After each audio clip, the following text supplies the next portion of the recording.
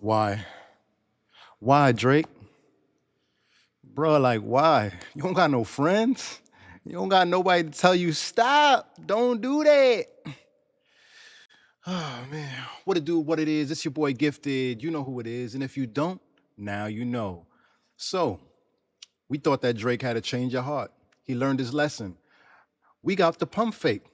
We thought that, all right, he's dropping one of his legal actions. All right, cool. Maybe the second one gonna drop. I thought it was a little suspicious that the defamation one was the one that stayed on. All right. But then, dun, da, da, da, here we go. An official federal lawsuit. My man got the only RICO federal lawsuit of all time. A rap battle RICO. I don't understand. I'm a little confused. Somebody help me. Throw out a lifeline. Somebody tell Drake, yo, do you really want to make music anymore? My man is going after streamers. My man is going after the label.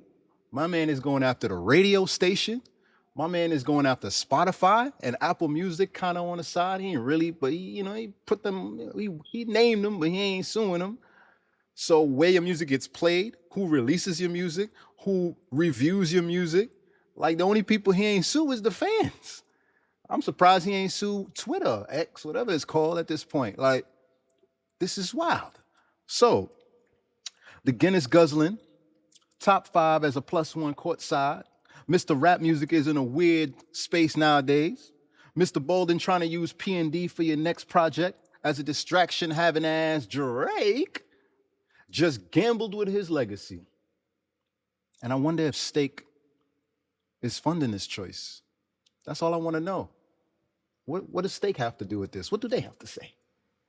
Did they force this? Because you bad for business right now? Trying to get all the kids to start gambling? Well, you know what? Let's go back. Let's go back to better days. Let's go back to better days when we thought Drake was learning his lesson and he was coming into 2025 on a new leaf. Well, I'm lying because he was trying to go after LeBron James. So hold up. We're going to so for anybody who's under a rock, because I know everybody's talking about this, initially Drake withdrew one of his petitions, right? I love the way that they worded this. So shout out to Bossip. Why are you order? Drama dismissal. Drake withdraws legal action accusing UMG and Spotify of bot boosting Kendricks' Not Like Us. Drake is moving past some of his 6 God grievances. In a shocking move, Complain Poppy has filed to withdraw his New York legal petition against his record label, Universal Music Group, and Spotify after accusing them of bot boosting Kendrick Lamar's Not Like Us.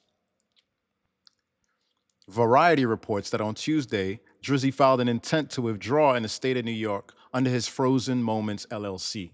The outlet reports that Frozen Moments LLC is withdrawing the petition with no financial cost to any of the parties involved, without an object from Spotify, an objection basically. However, UMG reserved its position on the matter. Terms of the agreement remain under wraps.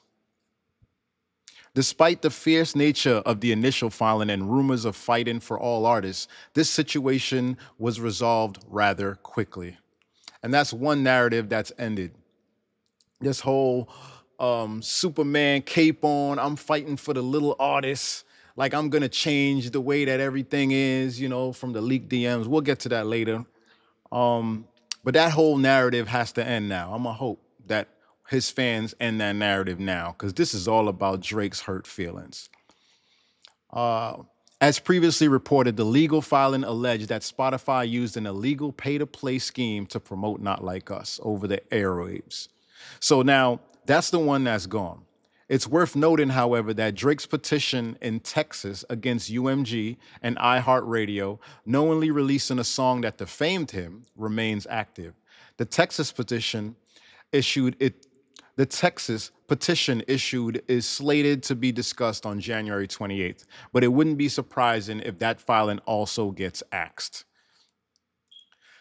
If the accusations were deemed accurate, they would violate the racketeer, influenced, and corrupt organizations, which is the RICO Act, And you do not need a legal background to understand how that changes the perspective of the petition entirely.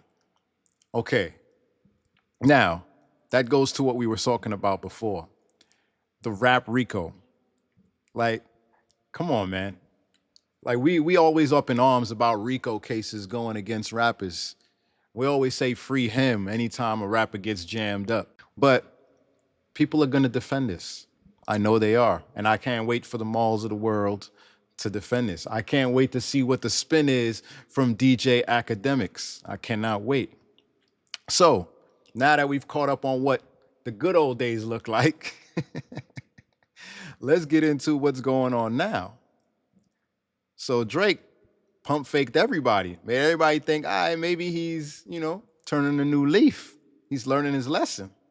But Drake files defamation lawsuit over Kendrick Lamar diss track. Now, this is a lawsuit. I know people were trying to get, very specific about wording, legal action, and all of these kind of things, but this is a federal lawsuit.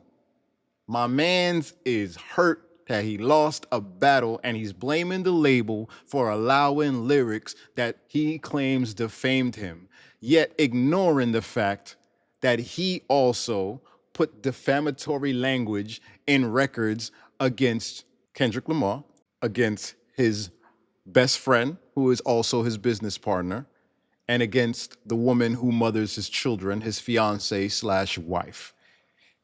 For some reason, he doesn't put that, his lawyers don't put that in this new filing. They ignore that part, but we shall continue. Drake is bringing legal action against Universal Music Group as a result of Lamar's track Not Like Us, a decision the company calls illogical. Drake has filed a defamation lawsuit against UMG, the record label that he and rival Lamar share, over the latter artist's diss. The lawsuit filed in New York federal court on Wednesday comes shortly after the Canadian rapper withdrew a legal challenge he made against UMG and Spotify. The new defamation suit accuses UMG of defamation and harassment, calling the release and promotion of Lamar's hit track with lyrics labeling Drake a certified PDF, an example of valuing corporate greed, he quotes, over the safety and well-being of its artists. So were they also valuing corporate greed over the safety and well-being of artists when one of their artists was being accused of being a wife beater? Were they also engaging in corporate greed when they allowed one of their artists' business partners to be accused of fathering said artist's children or child or son? Were they also engaging in corporate greed when they allowed a record to be released claiming that a woman who had nothing to do with the music industry and had nothing to do with this quote unquote rap battle beef was being accused of basically being a whore because she's sleeping with her man's friend, I would consider best friend and business partner, and fathering a child from that engagement? Were they also engaging in corporate greed for the last 10 plus 15 or so years as they boosted your career and helped you become what you are? That's interesting that it's only when the rabbit got the gun, now it's a problem. Now we want to fight against gun violence. Interesting, Drake, interesting. The suit alleges that UMG approved, published, and launched a campaign to create a viral hit out of a rap track that was intended to convey the specific, unmistakable, and false factual allegation that Drake is a criminal.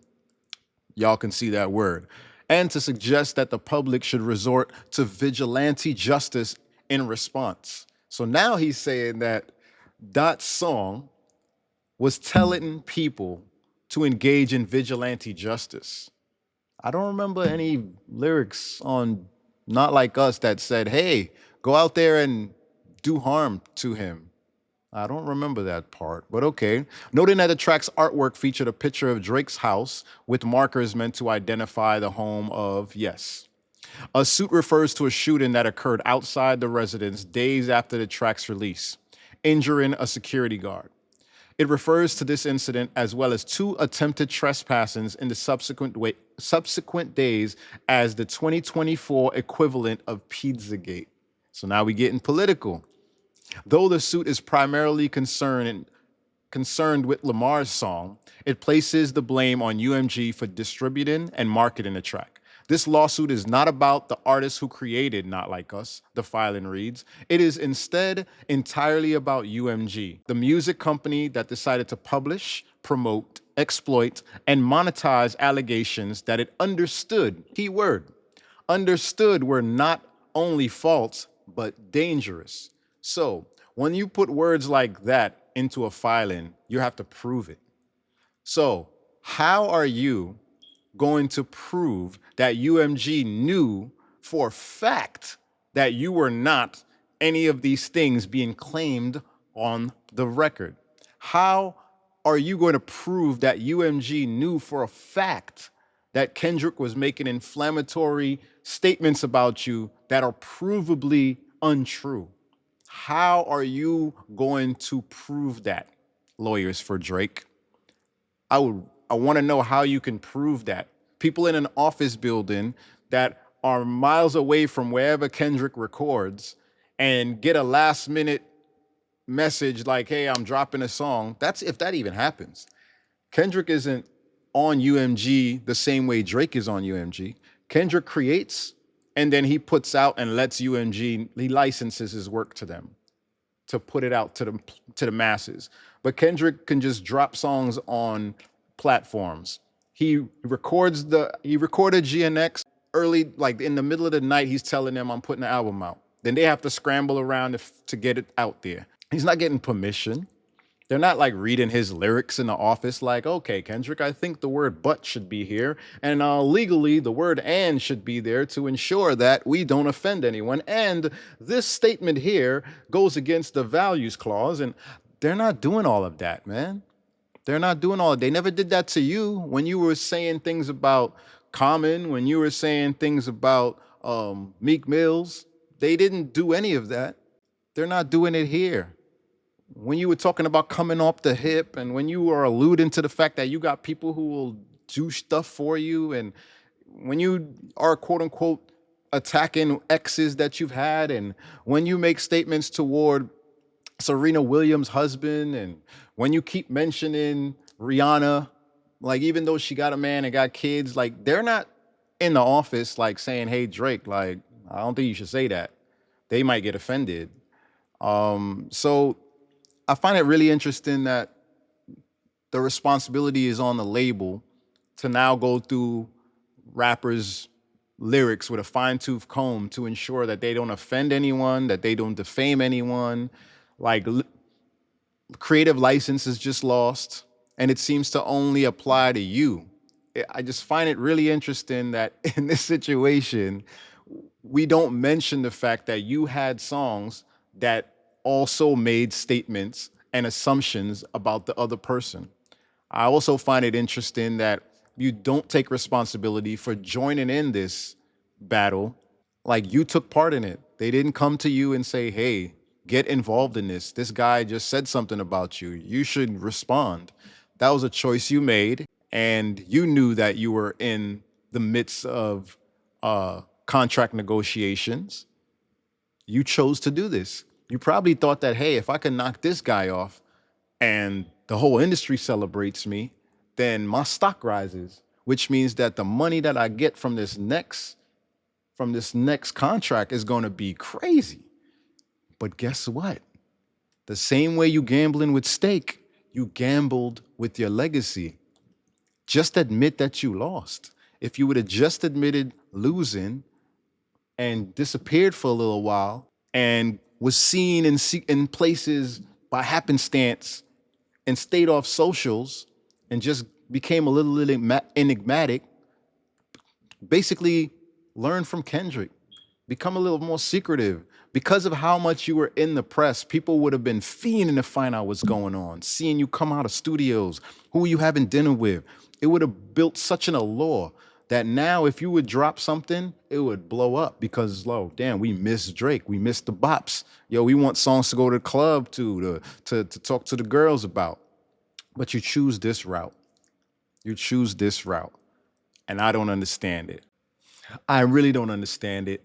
So now we're going to go to what UMG's response was. And I won't lie, I thought this was a strong and powerful statement. This was a strong and powerful statement. Shout out to Lauren LaRosa. I really think she's a great addition to the Breakfast Club, and I hope they make her permanent. I'm just saying. Not only are these claims untrue, but the notion that we would seek to harm the reputation of any artist, let alone Drake, is illogical. We have invested massively in his music, and our employees around the world have worked tirelessly for many years to help him achieve historic commercial and personal financial success. Basically, yo, we the reason you got all this bread, bruh. We the reason you got that big ass mansion.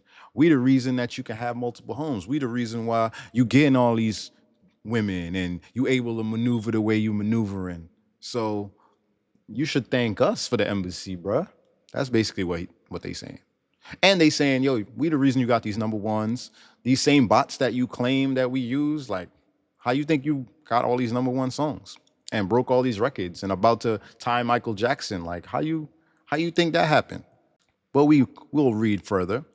Throughout his career, Drake has intentionally and successfully used UMG to distribute his music and poetry to engage in conventionally outrageous back and forth rap battles to express his feelings about other artists.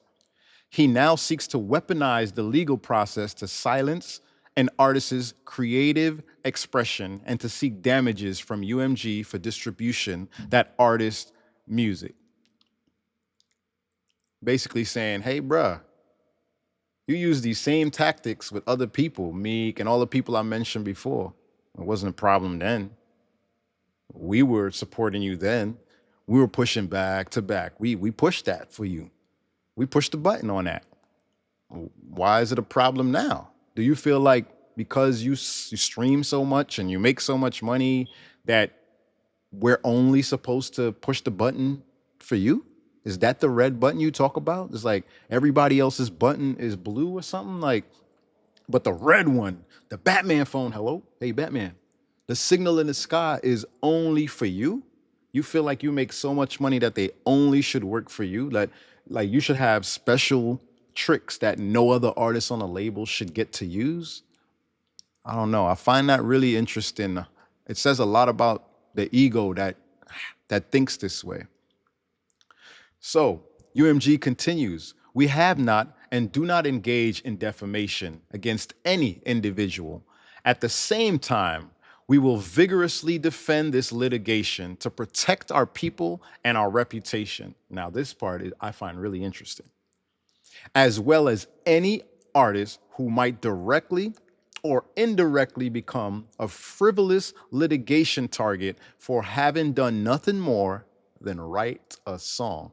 I take that as, yo, you come for Kendrick, we gonna defend him too. That's how I take that. So that's their response, right? Now, I would love to know what all you guys think about everything that's going on in the comments. Please like and subscribe. I'm starting this new page, and I wanted to talk about some other topics initially and build up, but come on, man. This is a gift that keeps on giving, so I can't like walk away from it.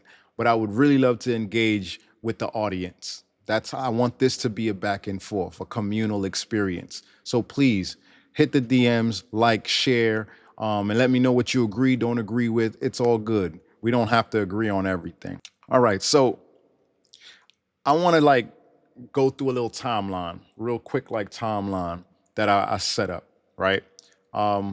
We're gonna go through the release of the songs really quick, and then some of the accusations made in the lawsuit I want to kind of touch on and just break through it. All right, so complete track by track timeline of the battle, like that, and kind of see the dates and how they are released, and some of the mythical accusations or statements that people had throughout this I find interesting too. Look at the date, March 22nd, like that drops. All right. 22 days or so, right? Push-ups comes out. So that's like 20 plus days. Push-ups is released. I believe it was leaked. Well, whatever. I feel like he's just putting songs out there to see if people like it. Now in Push-ups, if I'm not mistaken, that's where the Bodyguard Whitney line comes in, right? I believe. If I'm wrong, please correct me. And so you're already bringing this man's wife into it the same way you did Virginia Williams when you went at Pusha. You go straight for the women in people's lives. The same thing you did with Meek. You went after, you feel that's a soft spot for these people, for these men, right? So you go after this man's wife, the mother of his children, and you bring her into it. And at first, a lot of people didn't get the line. They just thinking it's referring to Whitney Houston, that movie, The Bodyguard from back in the day, right? But once people realize like, oh, wow, no, he's talking about Kendrick's woman, right? And I know Kendrick heard that and he already know what you're talking about. And to me, the way I take the line is you're saying that because later on you accuse him of beating her, right? So you basically saying she needs a bodyguard to protect her from Kendrick. So now you're already throwing out accusations, right? Then we get to the Tailor-Made freestyle, which comes out, about a week later, right? And in the Tailor-Made freestyle, that's the AI track, right? Some people like it, a lot of people don't.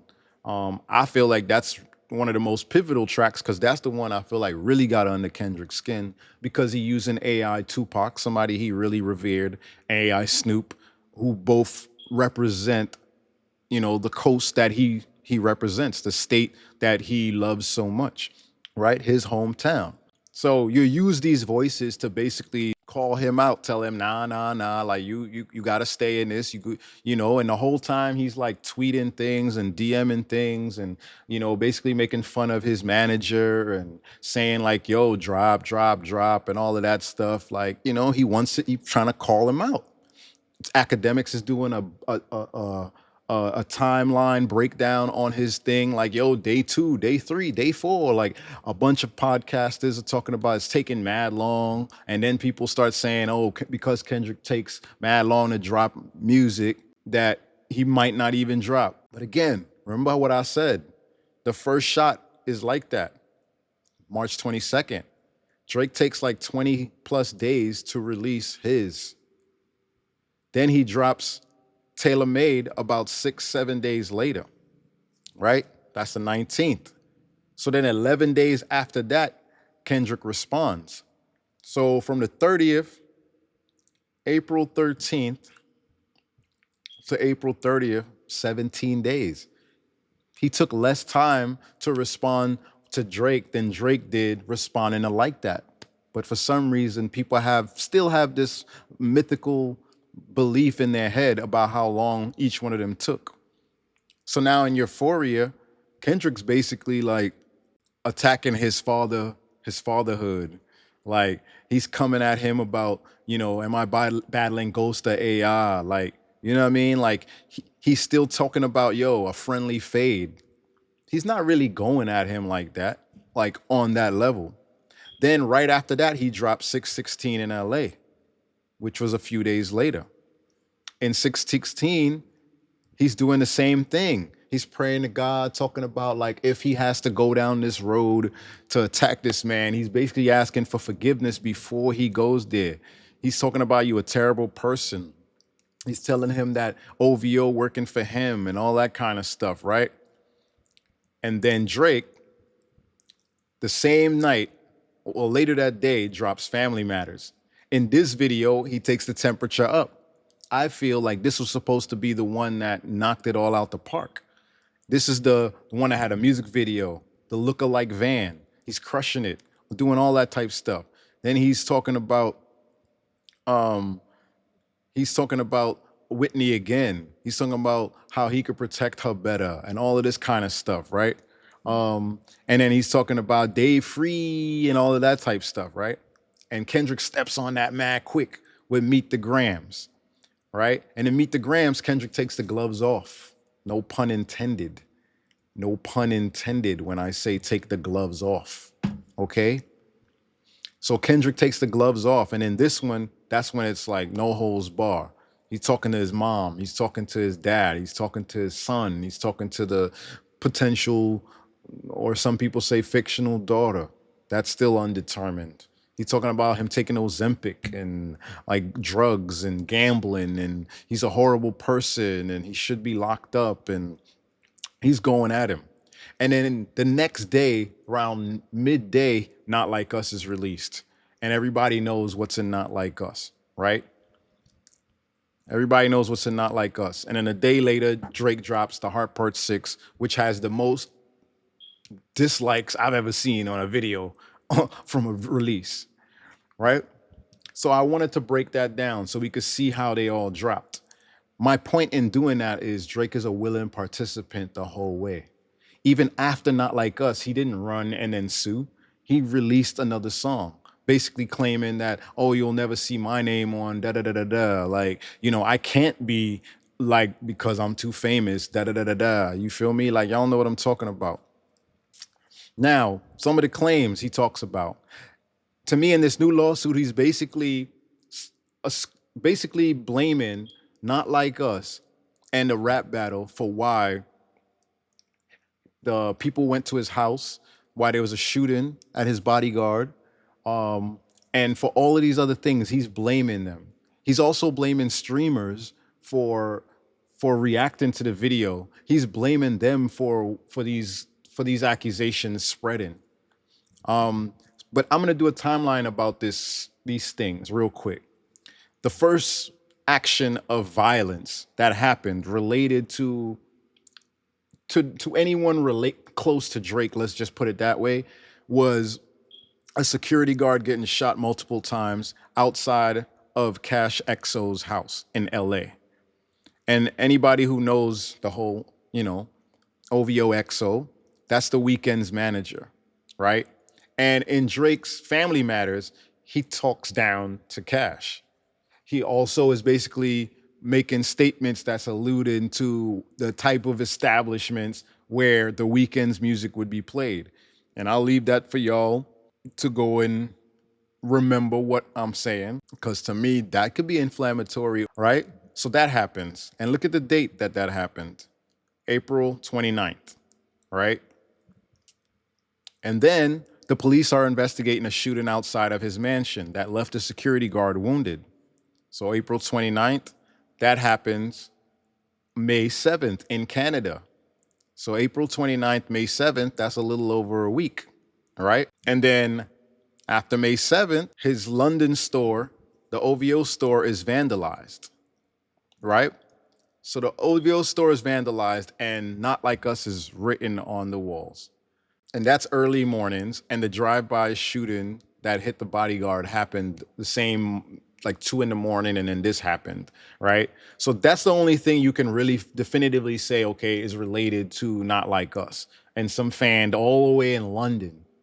And his shooting happened all the way in Canada. And Cash's shooting happened in LA. But he's basically trying to give credit to Not Like Us for actions in Canada and actions in England. Okay, Kendrick, man, you're a powerful man. Okay. Then the police returned to Drake's home for a third time this week following trespasser incident. That's May 10th. So you got May 7th, the shooting that shoots his bodyguard. May 7th, where they vandalize his store in England. And then May 10th, where they get another trespasser. So there was like two trespassers and then the shooting, right? And remember, that's May 10th. And that's what? All within the span of 2 weeks, from Cash's security guard getting shot to when all of these actions happened, right? And so May 10th is when that happened, and we got the breakdown. Heart Part 6 was May 5th. May 5th. So in the middle of all of this stuff, like 2 days before the stuff got vandalized and the shooting, is when his last record dropped. Okay? And then we go later on in the summertime. So now he ain't sued yet. All of this defamatory stuff he's talking about that he participated in, right? Now he's canceling shows. Schoolboy Q's Toronto concert canceled. Blames Drake's beef with Kendrick Lamar. Right? Schoolboy says, they just canceled my show in Toronto. Canadian police don't want nobody from TDE performing. Right? And then when did that happen? July 17th. Right? It's like 2 months or so after all of the other stuff with the store and the shooting happened. And 2 months after the songs, and he was supposed to take over this summer. He said he was gonna quit this rap stuff with the battle and get back to making music when they would start telling the truth, right? Basically, like, is he claiming he was telling the truth in his songs? Okay, anyway. So that was July, what I said, 17th. So now we go about 2 weeks later, and then they cancel Sues concert. Sues concert is canceled as well.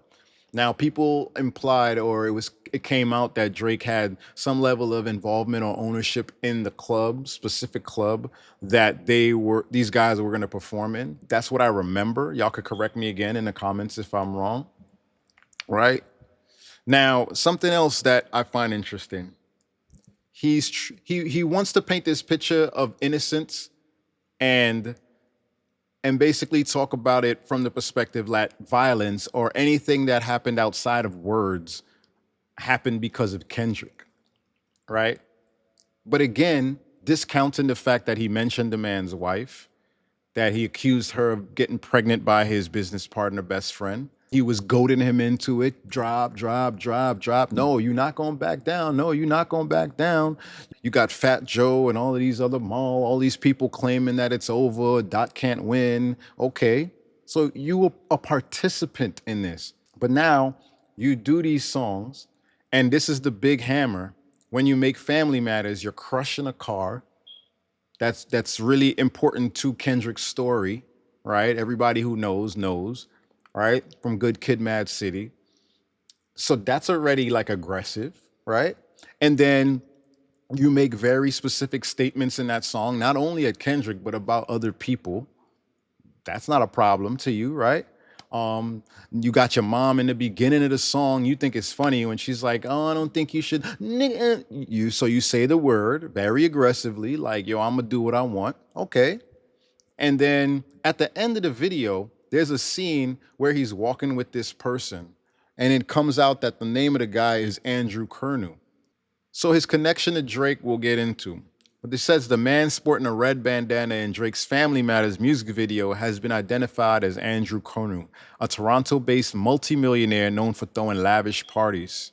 The internet found that the particular scene was likely shot in the backyard of Kernu and his wife, and his wife's home. The couple has a replica of a Don jail cell where Kernu previously spent time during his legal troubles.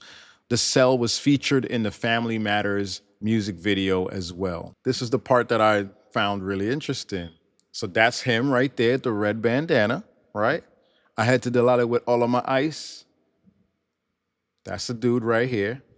And it comes out that what he got arrested for and his connection was to the Hells Angels. Drake has been seen wearing jackets and paraphernalia of them. And so to me, having this guy at the end of the song, and with the lyrics that you're talking about Kendrick at this point now, to me, that's threatening. That's basically making a claim. Like, you're not being innocent. You wasn't there with a nun. You know what you're doing. You're crushing the man, the vehicle that looks like it's related to him. You're talking about his wife and his best friend. And then at the end, you're alluding to gang activity and street stuff. And then you have beef with all of these people. You said 20v1, right? So how can you attribute what happened at your home with the shooting, can attribute it only to the Not Like Us song?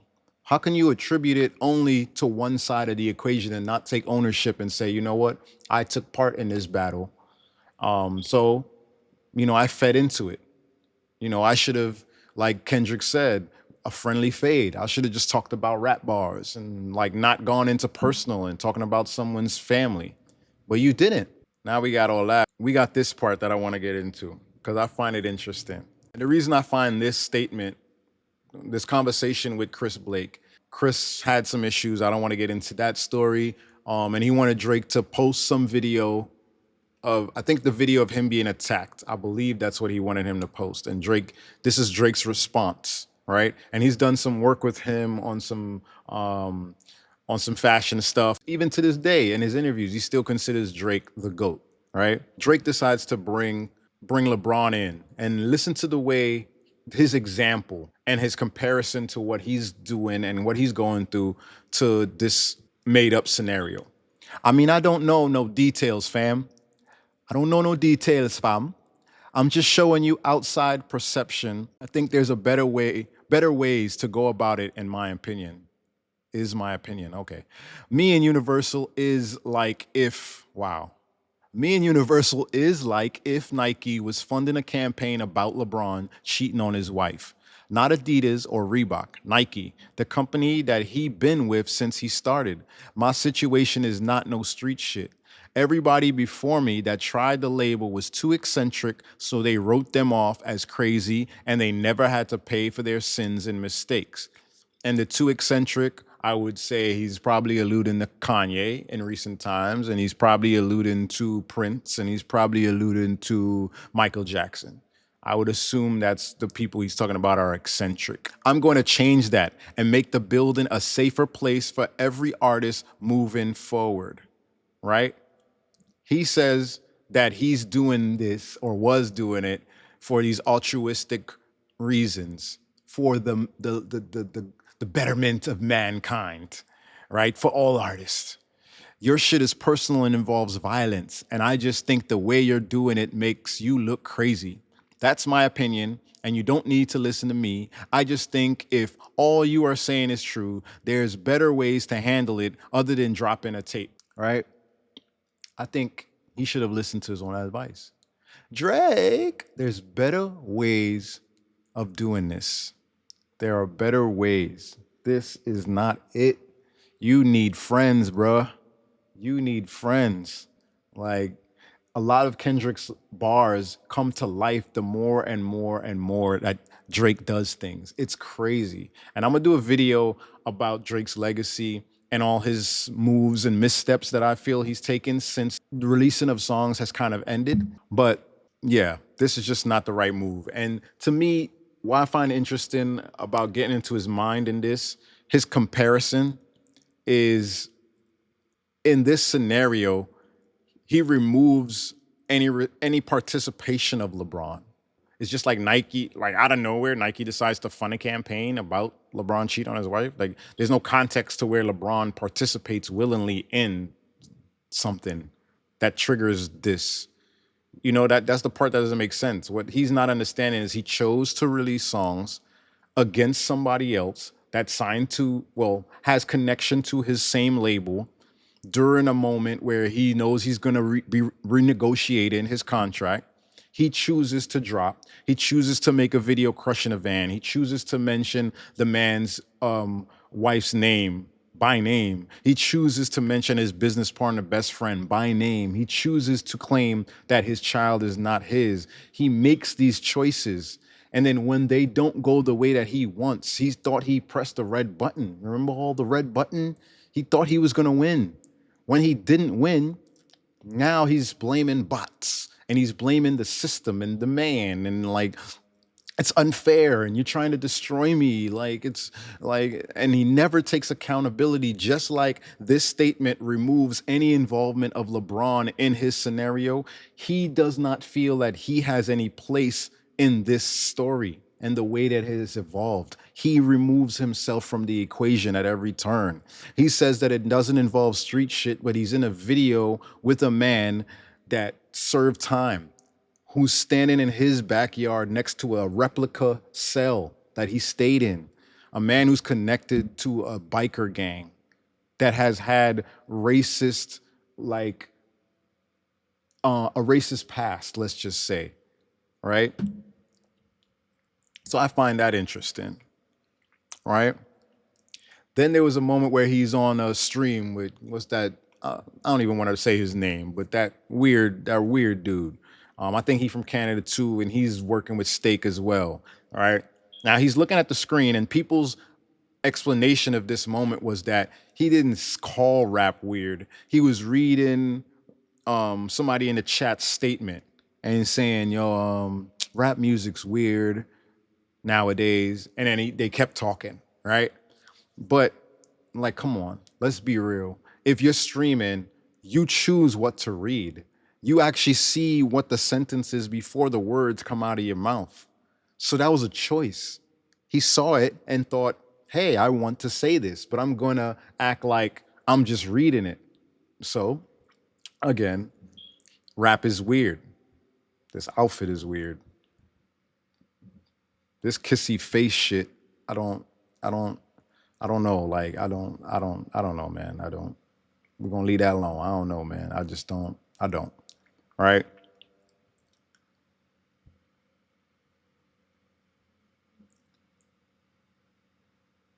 Now,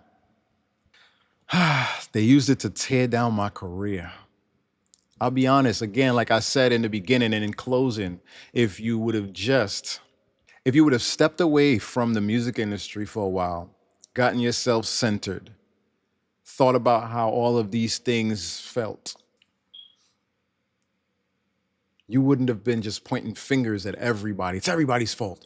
It's DeMar DeRozan's fault. It's LeBron's fault. It's everybody's fault. It's the record label. You wouldn't be doing that. You would have been able to get into yourself and made some really dope ass introspective records, because that was the Drake that I really liked. That dude that was introspective, that could really tell a really good story and tap into himself.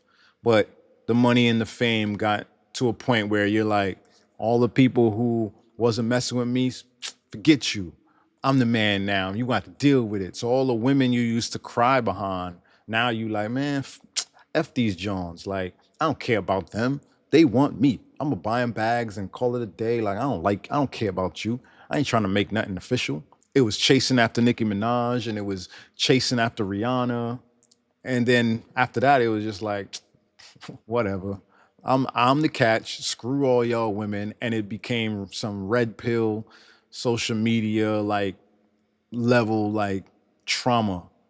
That's all your music represented for all the dogs. All right. Well, you at a doghouse now.